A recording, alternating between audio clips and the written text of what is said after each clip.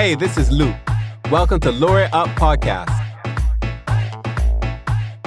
powered by Barbadian magazine. We'll be interviewing local creators who work in and around the clock for the crop over season and beyond. Join us on this journey as we go behind the scenes of what makes crop over, crop over.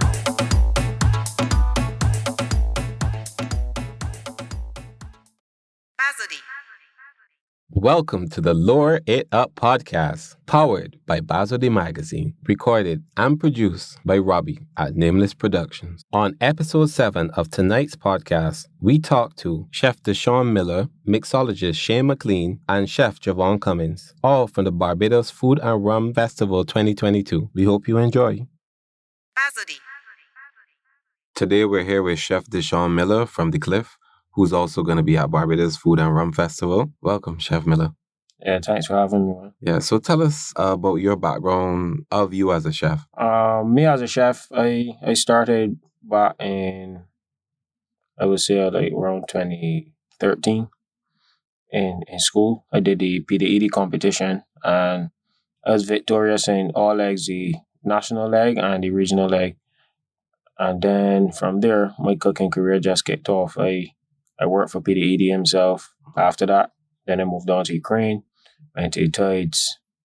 Then I was at the local, and now I am at The Cliff. Well, I opened QP Bistro, and now I open Cliff. Okay, wow. You have quite a resume under your belt, man. Yeah. So you did experience work at the local, doing different dishes with just strictly local cuisine. How was that? I initially wanted to go to the local because I try to focus on more Caribbean food because I don't think Caribbean food is being pushed enough. Mm-hmm. So when I went there, just seeing the amazing local produce that we get here that basically unknown, because like you could get local mushrooms, tomatoes, we get beef. The beef from our local beef that they used to get is a phenomenal product. And I mean, like, you won't realize that cow was raised in Barbados. Right, exactly. You think that's something that's imported. Correct. So, like, when I was at the local, no, it was more like hands-on. You'll not just get, like, a piece of the cow, you will get the whole cow. Mm-hmm. So then you got to break that down. And then, like, today you will get ribeyes, tomorrow you will get strip loins, next day you will get a T-bone, another day you will get tenderloin. Then we use the legs for burgers. So, like, it was a really good experience at the local, to be honest. That's actually quite impressive. So it's good to hear these background chefs because you don't normally get to see that interaction or hear about them or your experiences or how you came up really and truly. Yeah. So then how do you get being involved with Barbados Food Rum Festival? Well, I was on the Barbados culinary team in 2019 and we were victorious in the Taste of the Caribbean in Miami. Mm-hmm. So then when we returned, Food Rum just contacted members of the team. Obviously, because we're newly crowned champions, they want to showcase us. So that's how I initially got in contact with Food and Rum and doing stuff for Food and Rum. And then it just started from there and kicked off. Cool, that's brilliant. So what could people look forward from you at this year's festival? This year's festival, I am doing the Rise and Rum event at Copacabana. And just look forward for bold flavors, Bajan food. And it's mostly like a take on breakfast, a Bajan breakfast, but obviously with my own chef spins on it. So what would you say then? I mean, we asked another chef, and he said he hates this question, but what would you say is your signature dish? Like, I guess, what are you most skilled at, or what do you most like to prepare and have people try from you? Honestly, I cook a lot of things, but I don't cook a lot of things repetitively because obviously, as a chef, you don't want to hear, "Oh, he's not creative," or "He does this all the time." I had that already from he, So for me, I don't have a signature dish per se.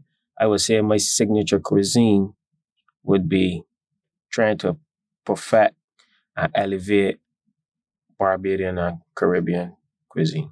that's basically it. So you would say you would like to see more Barbadian Caribbean cuisine at fine dining restaurants? Of course. So you say you're at the Cliff, and you said you opened QP Bistro and you opened the Cliff. So Yes, please. how was that experience for you as a young chef? Recently I said I probably would never do another opening unless it's my own restaurant. It is damn stressful. Stressful. People think that we're open, but we have not officially right, I didn't, because like I saw like the Instagram, there's stuff that's on there. Correct. That's implying as open, but I haven't heard like a launch. The launch is actually next Thursday, right? 27th. So we've done soft launches. Right, I figured soft launches for weeks. Then we open at half price for a few weeks. Now I think we're doing full price, but we still haven't officially opened as yet. So definitely this grand opening would definitely be way better and smoother than QP's grand opening for sure. But I know that both are incredibly popular. Well, Cliff was popular from before, but I know QP Bistro every weekend I can see some snaps from some people. I think everybody's loving there. Listen, QP is a vibe. Yeah. QP is a vibe. Like, I've never worked someplace where it's so much vibes outside of the food, the ambiance, the atmosphere outside. QP is a vibe. I realize that. And like they always got like the crop over specials or the soca night. Yeah. So like it's always some sort of entertainment to bring people, and then the food is just phenomenal there. So everybody who went told me so. Like the food is phenomenal. Like, you need to try. And then it's basic food done well, to be honest. But I mean that's really the best food. Good comfort food, and it's being done well. Right. And that's what people love. QP is a vibe that you say. I really, as you say, you see the entertainment all the time. You see people having the experience. Like I've never seen one consistent experience in terms of entertainment and the vibe and the atmosphere and the ambiance. But what would you say is your favorite Barbadian cuisine? Like, what do you like to eat? Like, let's say any dish, like pudding and sauce, anything like that. I love pigtails. You're the second chef that said that. Pigtails is it. And not fresh pigtails, salted pigtails too. So, for me, if I'm eating sauce, I want pigtails in my sauce. I was more of a pig feet guy, not really the lean sauce, yeah. But I'm not a pork mouth, but I love pigtails. Well, that's new for a Barbadian, you know. Most people don't usually say that. People say it's a pork mouth. True and true. But yeah, pigtails is, just as I told Chef Brahmi, pigtails is a vibe. And I will be preparing pigtails at Raisin Room. Oh, really? Wow. For sure. Love that. That's even more of a reason to look forward to it. And I also want to know, like, what are you looking forward to? I know you hinted at your future when you say you like, I guess, eventually to open your own restaurant, have your own opening. But I guess in the medium, short term, 5 years, like, what do you look forward to for your future? In the medium to short term coming up, I want to learn as much as possible. Because yes, I already have a strong base, but I come to realize like we do things one way here, but it's done completely different other places in the world. So having a really strong base of techniques and philosophies behind food in probably the next 2 years, and then look to fully head a restaurant, head chef, exec chef, before I go into opening my own restaurant. Because now that I'm a sous chef, I realize like there's a lot more management than cooking, ordering, making sure staff do things correctly, following staff, not just telling them to do things, but following up to make sure they do it correctly. You gotta do right recipes, you gotta write roster. Just a whole lot of paperwork. A whole lot of paperwork. Like, if someone had told me that a sous chef was like that, I probably wouldn't have been so interested in, I want to be a sous chef, or I want to go out to a sous chef, I want to go out to a head chef. And the higher up the ladder you go, the less cooking you do. Really? No, would not have thought of it like that. You know, you think that it'd just be more and more and more cooking, but you'll probably get a bit more creative, but then you hire probably some good young chefs under you to bring your idea to light. Mm-hmm. But you eventually like you hardly cook. Like my chef, he don't cook. He don't cook. He will come. Deshaun, what do you think of this? Yeah, it's cool. All right. Would you like to get into training a young chef like that too? Like training young chefs and I guess imparting your wisdom after you get to a certain point?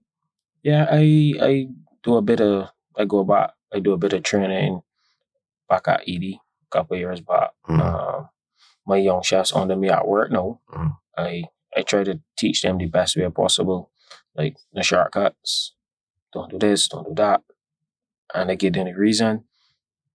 Then they will understand, well, yeah, I understand why. Not, don't do that. And full stop. Mm-hmm. Because, like, you tell me don't do that, but you don't give me a reason, I can be curious as to why. Mm-hmm. That's true. You want to know why should I do this? It will be the end result, that type of thing. Correct. Like, I'm a more hands-on kind of person when it comes to teaching. Like, my boss, he's more, yeah, do this, get it done. And one thing I take away from him is that, and something that I'm really learning to do right now is just get it done. Mm-hmm. Regardless of whatever going on around, you just get it done. That's impressive. So this is one of your first years being, I guess, one of the chef names on the cards, picture on the poster when you're driving on the highway type of thing. Second year. 2019 was the first. Mm-hmm. And this would be the second one now. How was that experience? And because you're pretty young as a young chef and then being able to make that mark. I've worked with Michael Harrison for about 3 years before, with Food and Rum, for 3 years before I actually got my first time doing Food and Rum alone. So I saw, and the good thing about working with Michael Harrison is that he will go and leave me doing certain things for him when preparing for Food and Rum. So when it was my time, it just come like, all right, I see Michael doing this, do it like that. See Michael doing this, do it like that. Obviously, my food was my food. Right, exactly. But the setup and the style and the frequency of what I did was Michael Harrison. But in doing it more now, I was like, all right, that's Michael way. That don't really work for me. Like, Michael way, Michael's got Michael way worked. Right. Deshaun trying to do Michael way, it does work. But ain't like, you think, right, yeah. Nah, I could do this a little different. I could tweak this, and that's different. That's cool. Okay, so where could people find you physically? Like, if they want to taste your food, I guess, the Cliff, you do any work outside of that? Because some people have private ventures or do private cooking, and where can they also find you online? Yeah, you can find me at the Cliff. I also run a business called 5-Star Cuisine. We do private catering, private dinners. We do demos. We do interactive cooking demos. Like, people do sip and paint. We do cook and paint. We do bake and paint. That's different. All that kind of stuff. So, 5-Star Cuisine on Instagram. My personal Instagram is at Deshaun Miller. My business page is 5-Star Cuisine. And that's basically it. I don't really use Facebook. I don't know nobody really does exactly. Okay. But my Facebook is connected to my Instagram. So whatever I post on Instagram, just automatically feed over. Okay. And I don't even look at Facebook. All right, that's good stuff, man. Well, thank you so much for joining us on the podcast today. All right, thanks for having me. That's no problem. Welcome to the Lore Up Podcast, powered by Barbadian Magazine. So usually I say good evening or good night, but actually it's daytime. So good morning. Today we have something a little bit different. It's all about the Food and Rum Festival all over again. And yes, we're talking about storytelling, but this time we have Shane McClean, our mixologist. Good morning. Good morning, guys. Good morning, Shane. And it's all about storytelling through drinks. Mm-hmm. And liquid gold, as the season is upon us. We're just going to talk about the storytelling of food, rum, but also culture, because I know Shane, and Shane is beyond just a mixologist. He is so much more, and I am so happy that we're going to go right into it. So Shane, first of all, good morning. Good morning. It's kind of early-ish, but how do you feel? How are you feeling this morning? I feel awesome. You feel good? As long as I'm up, I'm awesome. Good. And so far, how has the festival been? It's been amazing because we've been dormant for a couple of years, as you know, with COVID, and we weren't able to showcase our talent. So with the festival back here now, we get to bring what we've been doing in our downtime to the forefront. Lovely. So far, I've been seeing, every time I drive on the highway, I seen your photos. Yes, Instagram, like they're really going hard on this. Yes. How you feel about being a celebrity now? I feel is honestly it's a great feeling because when you work really hard, eventually you're seen, and it's actually rewarding to hear a person say, "I seen your picture up" and stuff like that. So it's like it's truly amazing to have that happening. Awesome. So as I say, I always tell you guys, I'm a dancer, and everybody that comes into the studio is so funny. Before me closing my eyes, I know exactly who they are from before.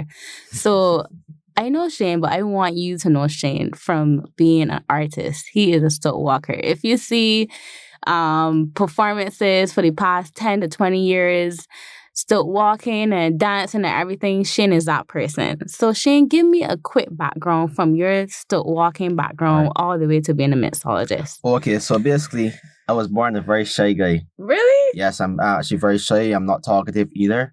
Okay. Yes. We can talk though. Yes, we can definitely talk. I am no longer nervous. Yes, indeed. So basically, when I was about 11 years old, in the community, they were offering workshops, basically to the youth, because when you offer the youth avenues to express itself, because everybody's not built for the office, other persons are artists, and when you give them that avenue, that helps them to not go astray. Yeah. So there was drumming, and I have very soft hands, so that didn't work for me. Okay, this is what Israel level. Yes, please, Israel level. And then there was dancing as well. I have 2 left feet, so that was not going to work. I don't think so. I had to work very, very, very hard on that. And then there was still walking, and when the guy was still walking, he said, "Okay, we get to travel." I was like, "Cha-ching, Pedro offer." Okay, Pedro. Okay. Yes. So I'm actually a 3rd generation still walker because if you taught Pedro, Pedro teach you. Okay, cool. Yes, cool. please. So traveling, tick. Yeah, traveling, tick, and then you get to meet girls. So I was like, tick, tick, tick, tick, tick, tick. Yes, please. I was all excited. Yeah. Honestly, that was the defining moment in my life because it taught me discipline. Now, discipline is the key for everything in life. Facts. It taught me discipline and also taught me to get over my fears because fears are actually hold us back, A fear is your limit. Oh, I love that. Once you step past the fear, that is where you start to spread your wings and fly. But most persons allow the fear to overwhelm them. But the thing is, fear is false evidence appearing real. Yes, I got you. Yes, indeed. I got you. And I overcame that. And it was kind of hard for me because I was doing still practicing and still going to school with my athletics. Also, I do athletics, cricket, and football as well. Wow. Yes, I had lots of interests. I was trying to put it in many different avenues. Okay. And because I'm a go-getter, perfectionist, I advanced so fast that they were like, "We need to take you on the base stage." Back then, it was actually Plantation Garden Theatre. Right, yeah. And it was actually Plantation Garden Theatre in less than 2 years. Oh, wow, for real? Yeah, I pushed myself really, really, really, really hard. And I know the training for being a stilt walker, I know you're in Queen's Park, practicing. You're just saying fear. That's a very fearful thing to do, being higher on the heights. I'm scared of heights. You serious? Yes, I'm sorry for the heights. I actually become someone that actually isn't for the character. Wow. Yes, that's incredible. Yes, it's something I learned. Because sometimes the thinking that you have right now can't get you where you want to go. So you have to become someone totally different to get where you want to be. Oh, so then tell me how you alchemize that fear from being a stilt walker all the way to switching out and being a mixologist. Right. So while I was going to school, because my background is actually IT and electronics. Wait, let me back it up. There's a stilt walker, a quote-unquote dancer, almost a drummer, athletics, football, cricket, but study IT, and doing it as a mixologist. Yeah, because what happened is when it was on stilts at Harbor Lights, I needed extra money to get me through Polytechnic and stuff like that. Right. So I used to also work at night in the bar. So I didn't have much sleep. I only slept like 3 or 4 hours a day. I feel you. Like, I study psychology and my dancing paid for school. So I get you. A lot of people don't understand you start sacrifices. You got to get to talk. And you hustle. Yeah, honestly, it gets really overwhelming. And sometimes you want to quit on yourself. But the thing is, you got to remember where you started. Yeah. A lot of people forget that along the way. Yeah, and you become very multifaceted. Yes, indeed. Yeah, like you. So you do IT, you figure out, you say you work at the bar. So then working at the bar is what get you there. Yeah, because a friend told me at Washington, I want you to come into our bar. I was like, I don't know much about bar. He said, just try it. I said, all right, I'll try it. As soon as I walked in bar, there was this aha moment. I actually quit IT one time. I was like, this is where I belong, because all of a sudden, I like to talk to people. I like engaging people, and I like drinks. And I'm like, this is where I belong. And when I stepped in there, I told the guys, in 5 years, I'm going to be my top mixologist in the world. Whoa. I have big ambitions. They laughed, and I was like, that's fine. Yeah. You got it in your head. Yeah. Okay. Wow. Yo, that is a wild journey, you know, and some things, like what you say, you know, some things, you know, it's not this, it's not that. You try different things, and then finally you feel like you at home, and that is so good. So tell me about your favorite experience so far as being a mixologist. Because you did travel with still walking, so you could compare traveling with still walking with traveling with being a mixologist. There won't be one per se as a pinpoint, but honestly, the favorite thing about being a mixologist is the traveling, and it is because you get to go to see life on a different canvas. I love that. Okay. Because most people, they think that their culture, because they stay in one space, your culture, when you find different cultures and bring them back and make them yours. Yes, indeed. All right, share your culture with somebody else. Yes, indeed. And that's what I love to do. And one that would have really stood out is when I went to the Savoy. Where's that? The Savoy is in London. So Savoy is the number one bar in the world. Oh, wow. Yes, please. Tell me everything about that. I need to know. I can't imagine it. Like, tell me what that's like. Okay, so the Savoy would be the Sandiland of London. Oh, wow. Yes. Okay. It's pristine. It is what you expect for... Okay, so if it was a garage, that's where the Rolls Royce would go. Okay. Right. And I was given an amazing opportunity to go do it. Honestly, I was excitedly overwhelmed because I'm the first Caribbean person to ever do it. What? One of the youngest to ever do it. Wow. And I didn't just represent myself. I was representing every single mixologist in the world that wanted the opportunity to do it. And the thing is, I love quotes. And my favorite quote is, if you're given a amazing opportunity, take it and learn how to do it. Oh, so, wow. Take it first and then figure it out. Of course. I believe in that too, you know. Because then if you work and work and work, you can never get to actually execute. Honestly, Megan, if you right now, I'm a sponge. If you tell me, okay, I want to do a podcast. Okay, teach me how to do it. Quick, let's go. I'm ready to do it. Yeah. So I stepped in there. I actually did 7 interviews to get into the Savoy to polish glasses. What? Yes, it's that intense.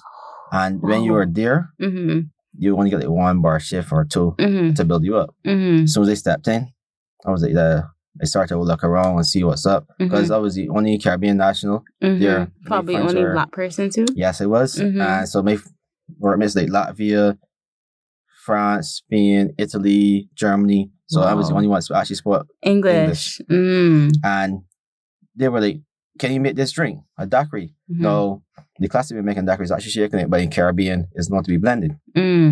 But my knowledge from Top Shelf Bartender Academy that taught me the class that we are doing things, because most people want to start with roof. You can't start with roof. You got to dig a deep foundation. Okay. Yeah. I don't tell them that's shallow foundation, like 6 feet, you know. I build an empire, so I got to dig like 40 feet down. I want a structure that whatever kind of tornadoes, hurricanes, tsunamis, this structure ain't moving. Yeah, no bad things, hard things, nothing like that. So having that foundation, they asked me to make a daiquiri and they made it and they were impressed. They were like, you got the station right to be. I'm the first person to ever do it. Wow. So it's memorable. So tell me your favorite drink to make.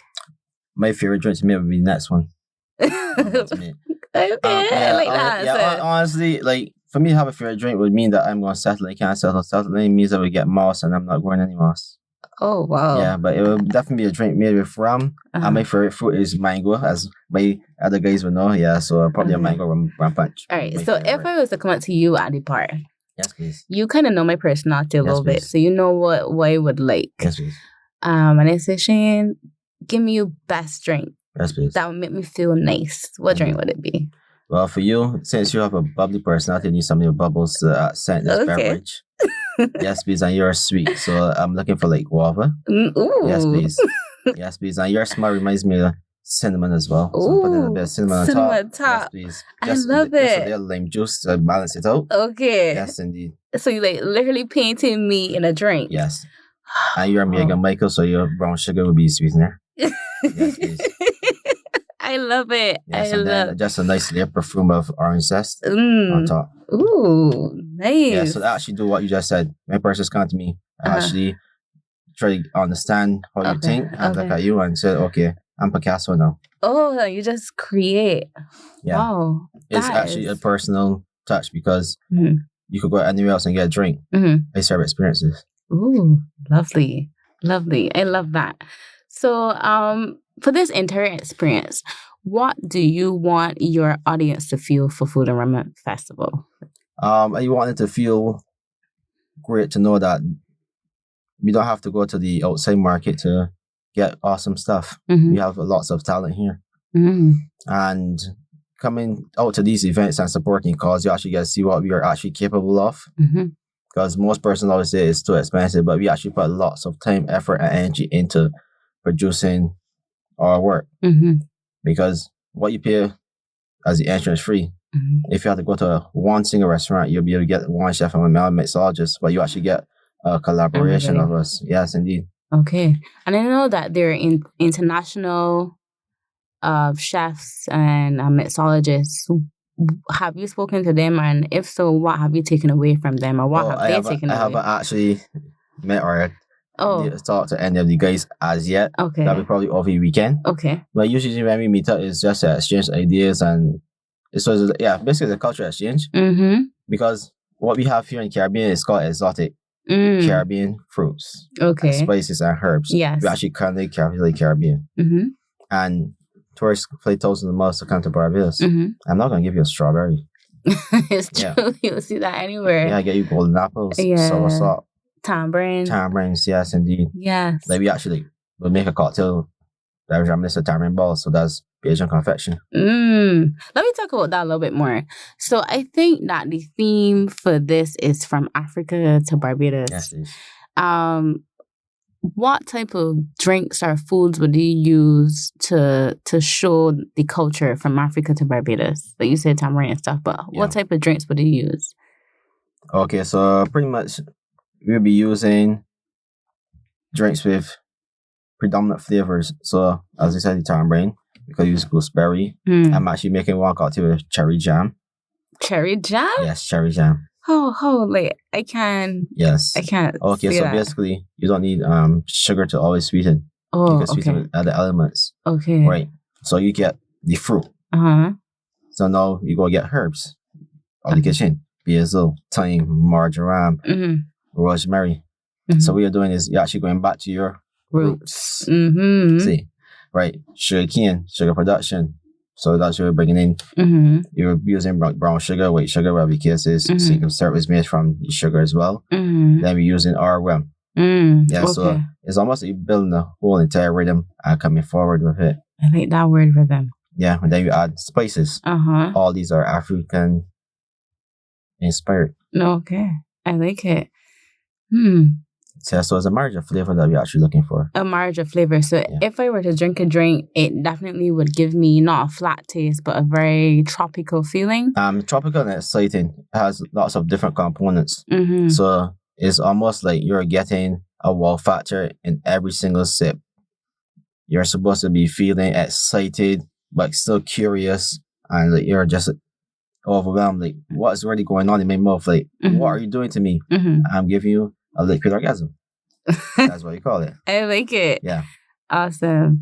Let's talk about the marketing aspect of it, because we have social media and it's very accessible to us now. So we can see your journey from probably being a stoat walker to being a mixologist. How has the Food and Rum Festival or the BTMA or, just the support around you have shown on the social media platforms? Do you post a lot? Do you show people how you make drinks? How do you express yourself online? Online I do everything, to be fair. I used to do like small tutorials. Just to show persons how to make a cocktail, which we should do some point. Yeah, we should. Yes, indeed. Because a lot of persons are curious how we make cocktails. So what we do is we take all our knowledge and then make it easy so you can actually follow along. Okay. Yes, I also do something called inspiration motivation. Okay. Yeah, because everyone thinks that they have to be stuck doing something they don't like to be happy. No. I show persons that you can do whatever you want and make a career out of it. Because before people think, oh, just a bartender, not a bartender. Mixologist. I actually got start here. I'm actually a liquid engineer. Ooh, I love that. Yes, please. What I do is liquid engineer because I actually go down to the chemistry of the ingredients I use. Okay. How can we find you on Instagram or social media? At Mr. Shane McClean. Mr. Shane McClean. Yes. On everything? On Instagram and Shane the CEO McClean on Facebook. Yes, please. Okay, good. And before we end, I just want you to tell me what is your legacy that you want to leave as a mixologist, as all these different things, and what you want to give to your audience. Okay. Basically, my legacy is that all things are possible if you want it that bad. On pretty much what I do is I push myself really far because, as we discussed before we came on air, I was actually almost paralyzed. Oh, yes. Yes, I was not able to walk. Right. And the only thing I had to do was to use my mind. And in that downtime, because sometimes tragedy does not mean it's a bad thing. Tragedy is introspection. Yeah. And I actually realized there are a lot of persons that are limiting themselves because of how they think. So my legacy is actually to make persons open their mind to the infinite possibilities. Wow. And for my audience, anyone knows, wants to meet me, I'm always awesome. My thing is to encourage people. Yes, I want everyone to be able to see I'm happy doing what I'm doing today. That's my goal. And also, as I watch from the outside, it's just knowing how to pivot, how to take a situation and make it into something else. So you said your tragedy came from falling on stilts. Yeah. And that is your deepest fear, but you didn't let your fear, bring you down and found another way to be creative. Actually, what I actually do, I'm actually 2 steps ahead. So while everyone saw me on stilts, I was actually in the bar making drinks. So no one really knew what I was doing. I actually work in silence. Trees grow in silence. Yes. Yeah, people only realize the tree and start to grow. Like, where does tree appear from? Actually, was always growing. Yeah, the roots were down there. And while I'm actually a mixologist, I'm actually in the background trying to become a motivation inspirational speaker. Oh, wow. Yeah, so I'm always 2 steps ahead. So, like, if something happens to me in the bar, I'm already set for the other. So I'm always... There's always a plan. There's always a plan. Z. Yeah. Yeah, always interchange because you don't have one set career path. Of course not. Yeah. For me, being shy and not talkative, I had to get on stilts. The stilts brought that out. The break of the stilts brought out the mixologist. Ooh, okay. So what are we looking to birth next? As I was saying, or pretty much, this is what I actually want to do. I want to be able to open centers where persons can come and they can help people to become their best version of themselves. A lot of people are lost and a lot of people are misguided. I want to be that person that says, come, hold your hand and help you get where you want to get. I actually aim to do it for one person every single day. Sometimes I do it for 2 or 3. I think that being a mixologist is a great way to do that too, because we socialize over drinks. Indeed. We talk over drinks, and I find, like, if you were at a bar or if you see somebody, you would give them a drink and have a conversation. And that's such a good way to motivate somebody as well. Of course. Everyone comes it might be intoxicated and might not remember. No, I don't get intoxicated. They actually call me Dr. Awesome. Okay. Yes, I'm certified in satisfaction. Yeah, so when you come to my bar, I don't get intoxicated. I get to a point where you are relaxed. Yeah. Okay. So now you're relaxed, I can actually help you. Yeah, you may be having a bad day, but it was only a bad 5 minutes. Yes. You got 23 hours, 55 still left. Yeah, okay. And it's my objective to you get past this 5 minutes. Yeah. Because if it don't matter, in 5 years, I'll be 5 minutes on it. Big facts. Yes, indeed. Okay, so for food and rum, before we go, one more time, tell me which event you'll be at. I'm at Liquid Gold. Liquid Gold. Yes, please. That is on the 29th? That's the 30th of October. 30th of October, yes, and that is at Elara Court? Yes, please, it's Elara Court. Good, and when we see you, what should we be expecting, or how should we greet you? You should greet me very warmly because you're about to go to a cruising altitude of 30,000 feet. I'm your captain speaking, Shane McClean, and this will be amazing, right? I love it. I love it. I love it. That is a perfect way to end. Thank you so much. This has been so inspiring. Thank you. And it just shows us that you don't have to stick to one thing, that you could be multifaceted in any way. And being creative doesn't just mean being creative with your body, but you could be creative with your hands. Of course. And I wish you nothing but the best. Always did. Always did, Megan. Thank you so much. You're welcome. Welcome to Lures Up Podcast with Basil D Magazine. Okay, tonight we're here with a very talented young chef, Chef Javon Cummins. Thank you for joining us on the podcast tonight, Chef Cummins. Thank you for having me. I just want to jump really straight into it. So tell us about you and your background as a chef. Where do we start? I had a passion for cooking at a young age. I watched my grandma in the kitchen cooking and baking and stuff like that. She didn't have enough confidence in me to let me do it at that age, but as I got older, she obviously had the confidence that I could take over. And going over to her after school, seeing what she done. And then fast forward to secondary school, I found my interest in home economics and food nutrition, and it just went further with that. And then I was doing junior challenge. Then I did college. First competition overseas.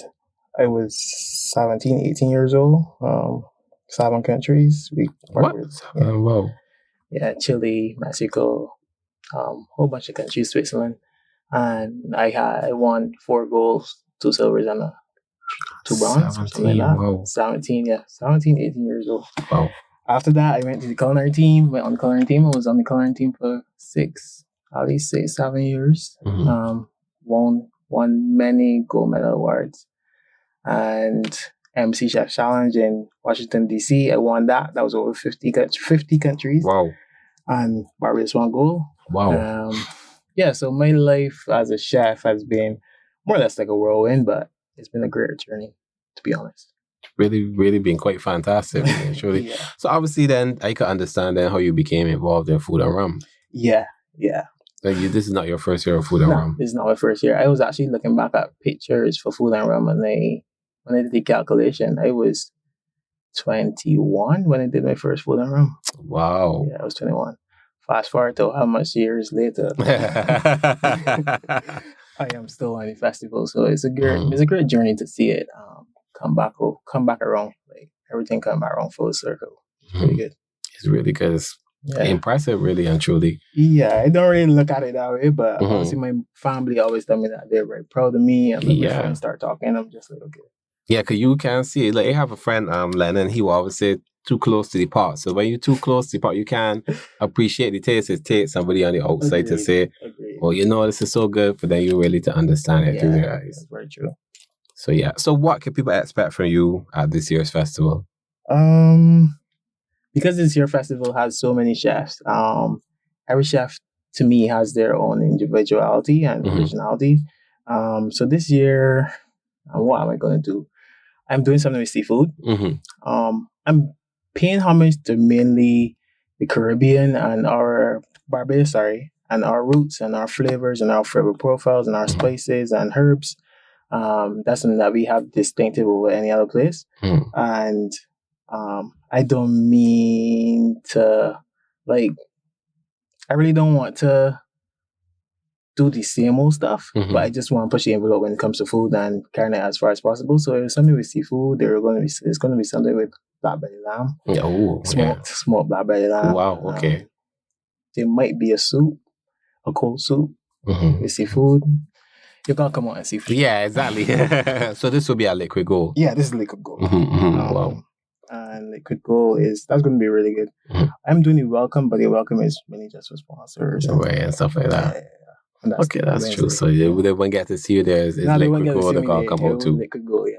Sure. Definitely, that's good. So also too, this is the chefs throughout the episodes have been cursing me, but I've been asking them, what's your signature dish? So I hate that question. Yes. I asked it specifically to get your response because all of them are like, I hate this question. Yeah. So I want to be consistent across the board. I want to always say, I hate this. I don't like the question. Any chef that actually answers that question, it's kind of questionable at this point.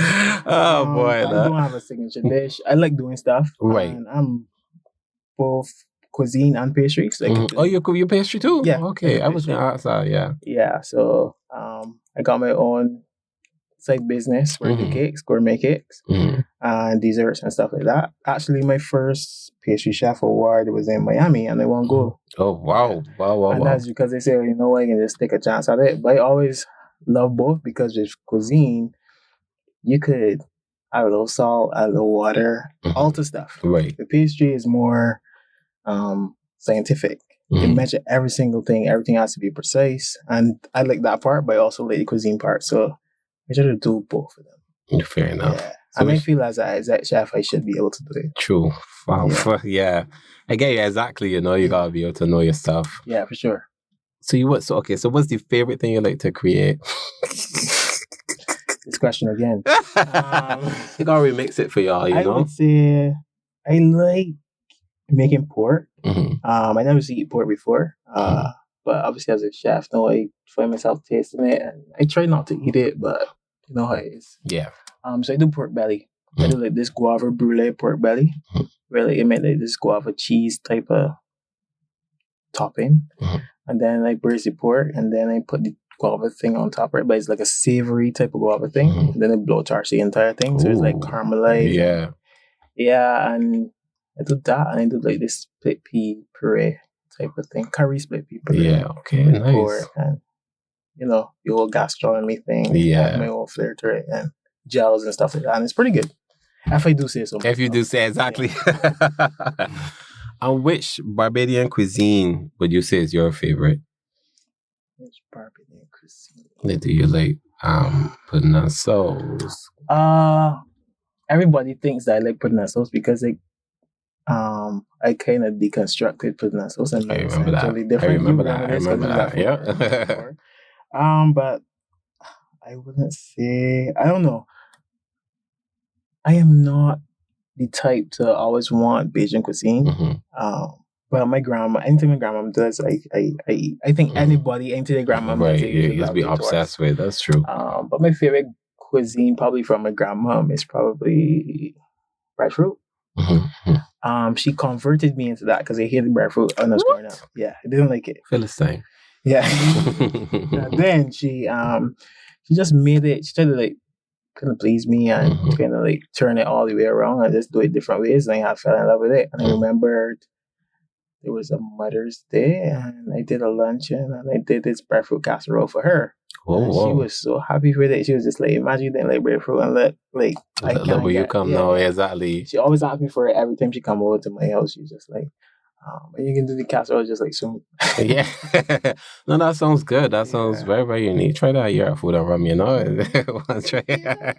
might. I add it too.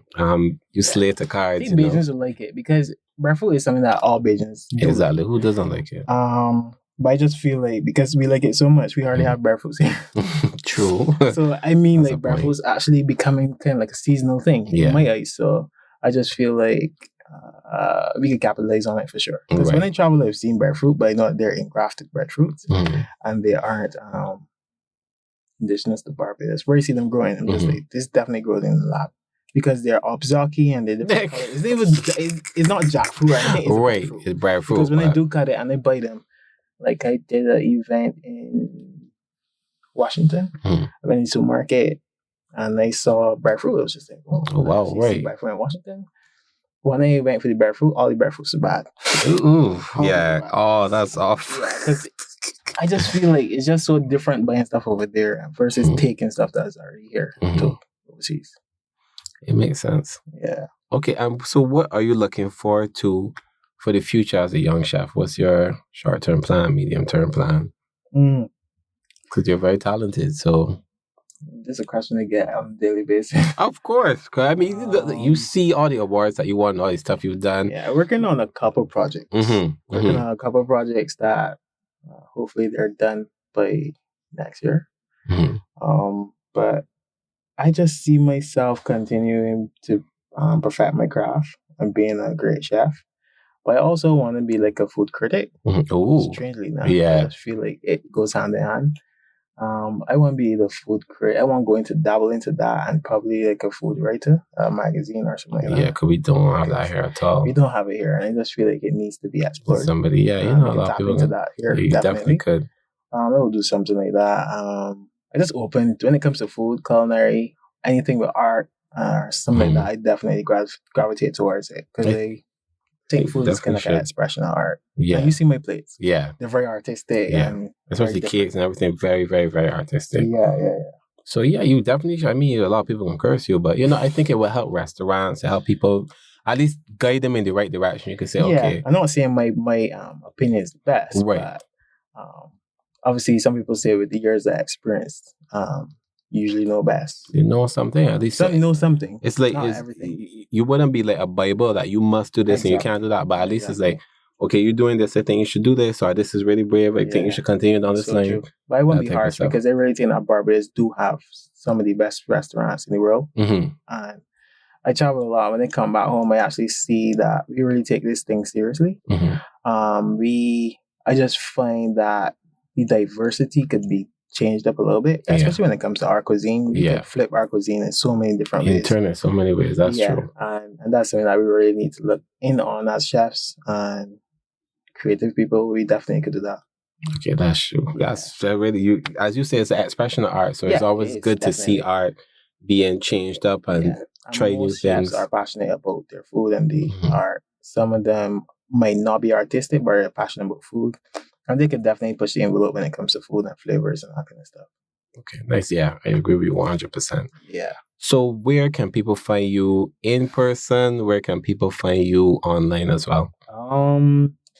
Online, you could find me at Billionaire Chef. And in person, I just started my new restaurant. So at a new restaurant / golf course. Oh, wow. It's going to be a big project. It is a big project. We'll probably open to the public by next year. Okay. It's going to be very, very good for like a whole gastronomic experience for sure. So listen out for that for sure when it finally gets released.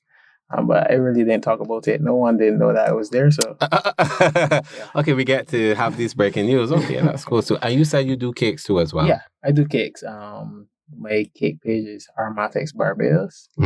And you could order a cake from there. Just send, I think you just need to hit the button and it comes straight to the WhatsApp message and order cake and all the instructions come up. Oh, brilliant. That's good stuff. So thank you so very much for joining us, Chef Cummins. Thanks a lot. Thanks for having me. It's good to hear all this information, see this top-rated chef. Thank you for taking the time to come through the podcast. I know you're always flying in and out. So yeah, it's been good. It was kind of happy when I hear I get invited to something like this. You know me, don't talk much. True. So I remembered you when you came to Tapestry to do. I was to touch on that. You remember that? Yeah. That was good. That was good. That was really good.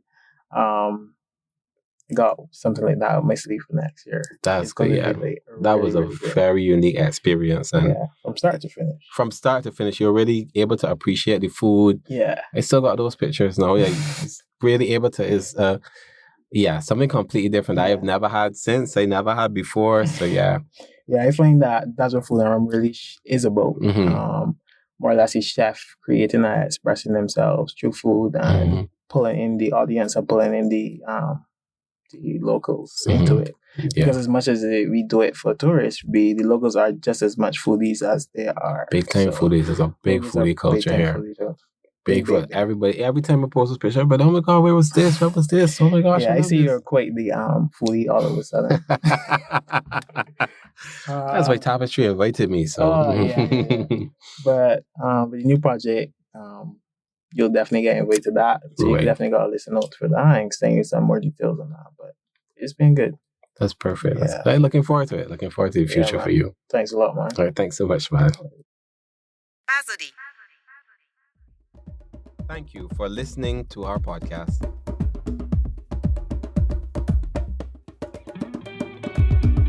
This episode was recorded and produced by Robbie at Nameless Productions.